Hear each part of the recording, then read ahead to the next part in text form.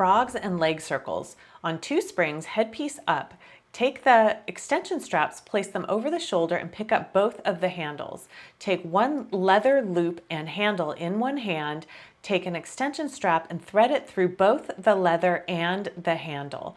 Attach the clip and then place that on the outside where the feet will go. Again, holding leather loop and handle in one hand, thread the extension strap through both, attach the clip, and then arrange the clip so that when the feet are in the strap, the metal clips will be on the outside and they will have no chance of unhooking each other during the exercise so that the straps do not fall into your face.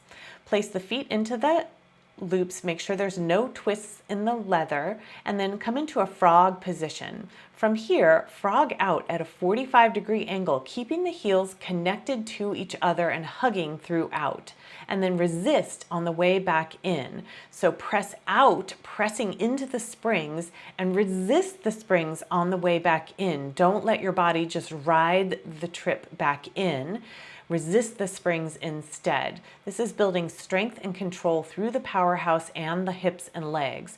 Next, for the circles, we open the legs and circle down, around, together, and up, connecting the heels on the center of the circle and then opening and working the legs symmetrically as they open and circle around.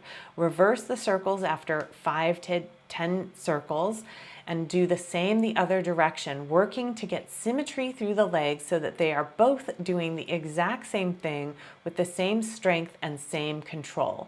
When finished, draw the knees back into the chest, and you can see this exercise with our experts below. Next, take the straps off of the feet, and you can unhook the straps behind the head, making sure not to let the straps fall into the face. Hold them behind in the well to turn and come off the carriage, and then drop them back over the back of the carriage. This is the safest way.